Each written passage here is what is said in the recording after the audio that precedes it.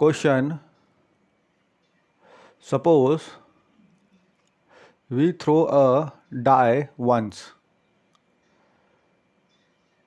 तो क्वेश्चन कहता है what is the probability of getting a number greater than 4।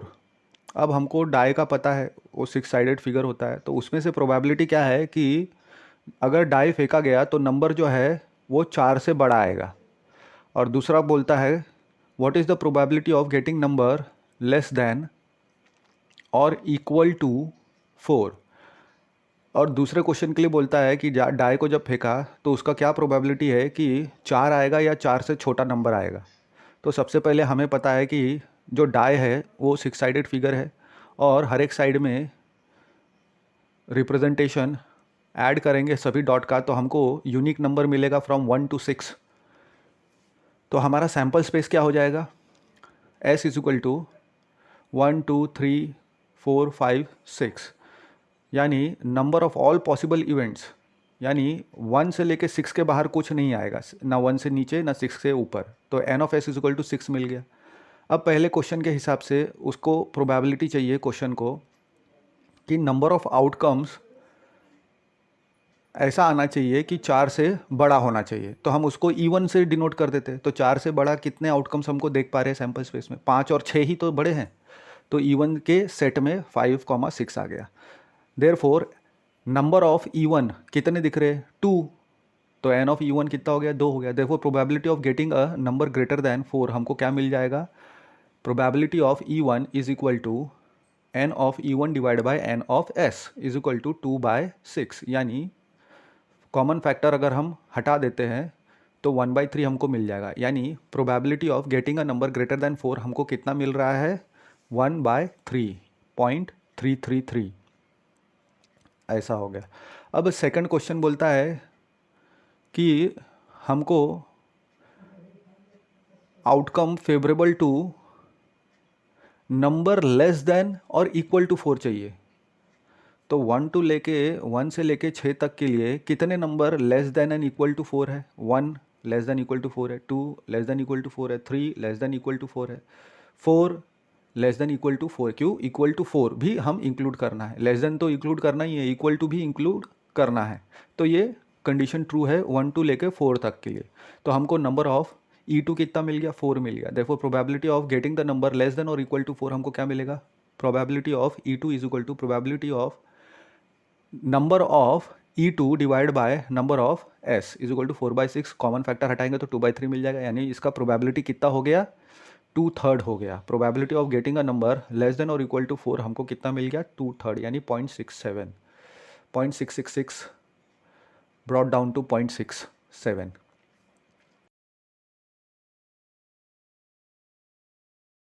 Question, please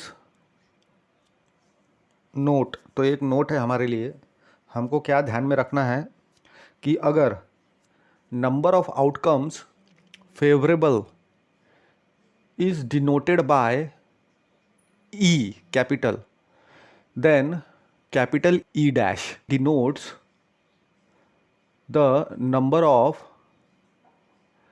outcomes not favorable to E। तो कहने का मतलब probability of not favourable to E bar, कहने का मतलब probability of E plus probability of not E हमेशा 1 रहेगा।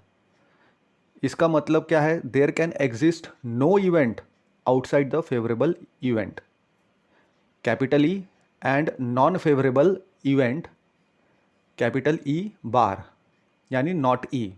तो जो E में है और जो नॉट E में नहीं है, दोनों मिला के 1 हमेशा देगा प्रोबेबिलिटी, और इसके बाहर कोई भी इवेंट पॉसिबल नहीं है, E एंड E बार के बाहर।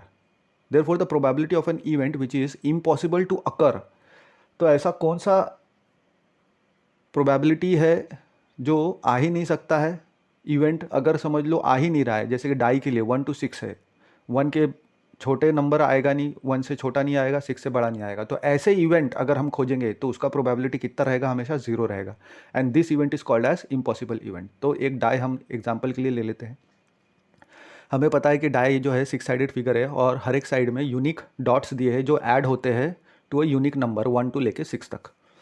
तो इसमें जो सैम्पल स्पेस क्या है, 1, 2, 3, 4, 5, 6 हमको सैम्पल स्पेस मिल जाएगा।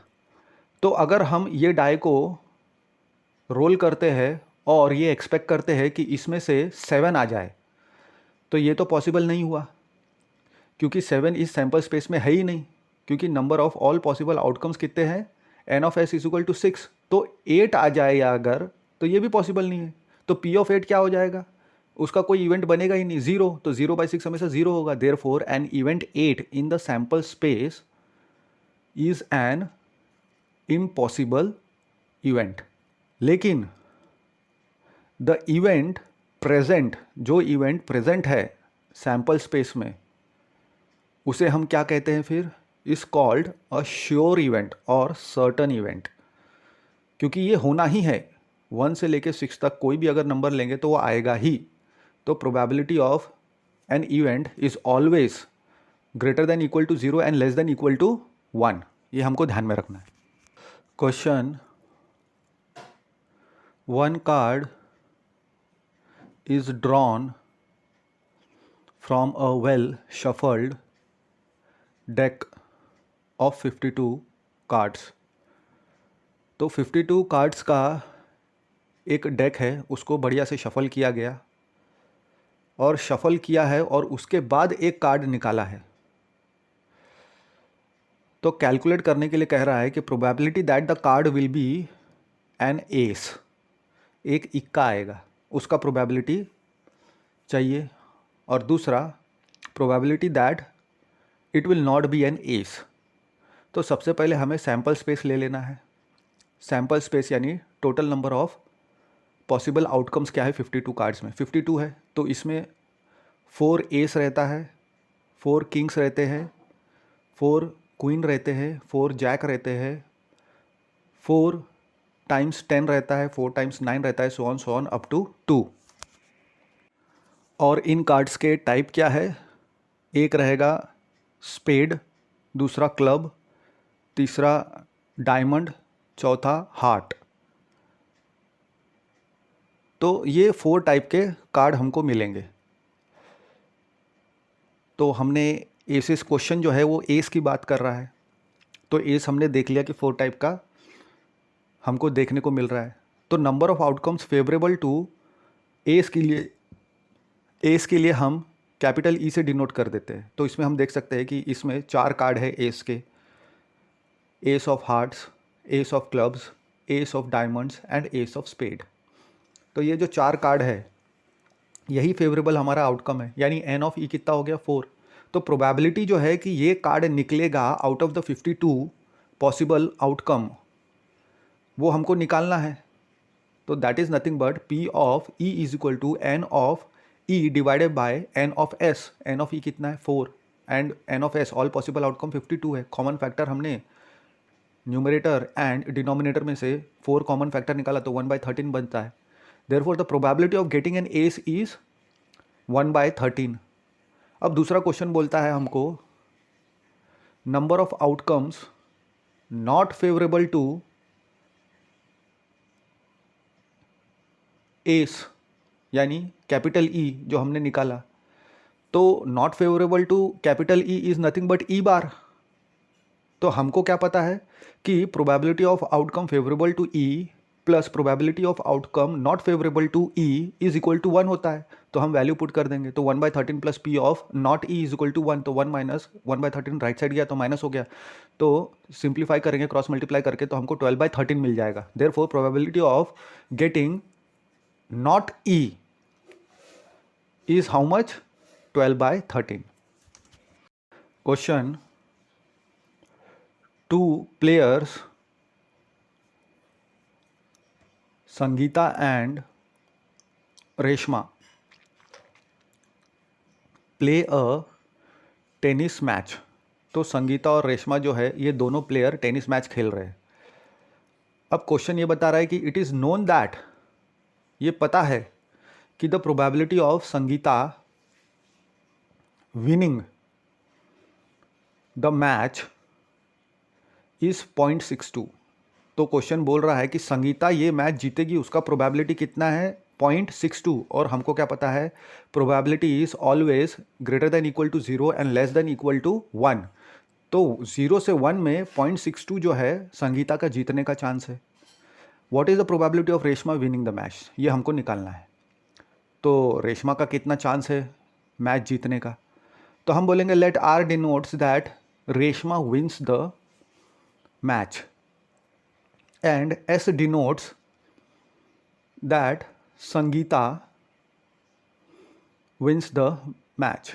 अब संगीता का विनिंग प्रोबेबिलिटी तो दिया हुआ है, हमको रेशमा का निकालना है।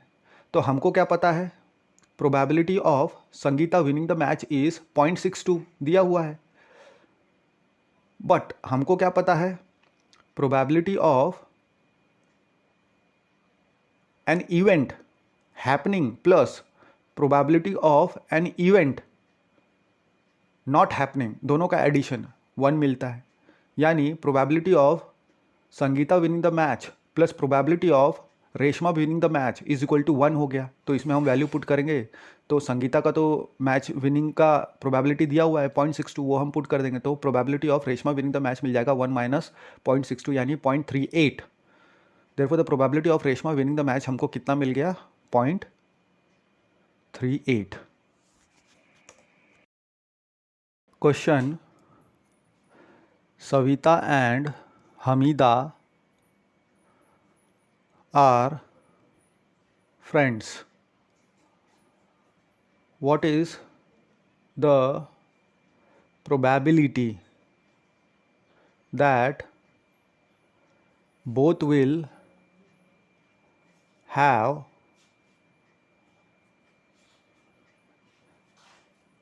पहला डिफरेंट बर्थडे। तो सविता हमीदा दो फ्रेंड से बोलते हैं और प्रोबेबिलिटी क्या है कि दोनों जो है लीप ईयर को हमको कंसिडर नहीं करना है, लीप ईयर में एक दिन एक्स्ट्रा रहता है तो वो हमको नहीं कंसिडर करना है, तो 365 डेज ही हम कंसिडर करेंगे। तो प्रोबेबिलिटी दैट दोनों का डिफरेंट बर्थडे हो एंड दूसरा दोनों का सेम बर्थडे हो। तो इग्नोरिंग अ लीप ईयर, तो हमारे पास 365 डेज हो गए एक साल में। तो पहला क्वेश्चन में अगर सविता और हमीदा का बर्थडे अलग अलग आ रहा है तो हमको डिफरेंट बर्थडे का प्रोबेबिलिटी निकालना है। तो अगर सविता का बर्थडे मान लेते हैं 1 जनवरी को आता है, 1 जनवरी को आता है और हमीदा का अलग बर्थडे है, तो हमीदा का बर्थडे 2 जनवरी से लेके 31 दिसंबर तक कभी भी आ सकता है। यानी 365 डेज़ में से 364 डेज़ ऐसे है कि उसको कहीं पे भी उसका बर्थडे आ सकता है। तो number of outcomes favourable for Hamida's birthday not at Savita's birthday कितना हो गया 364 डेज। तो probability that Savita and Hamida having different birthday, उसका प्रोबेबिलिटी कितना हो जाएगा 364 divided by number of total days, leap year नहीं कंसिडर करके 365 डेज है, तो 364 divided by 365 is the answer. Now second, if Savita and Hamida have the same birthday, तो उनका बर्थ डेट जो है वो अगर सेम है तो 365 डेज़ में अगर दोनों का बर्थडे सेम है तो कोई भी एक दिन पे होगा। मान लेते हैं 2 जनवरी, तो 2 जनवरी को अगर सविता और हमीदा का बर्थडे है तो इसका मतलब पॉसिबल आउटकम कितना है, एक ही दिन।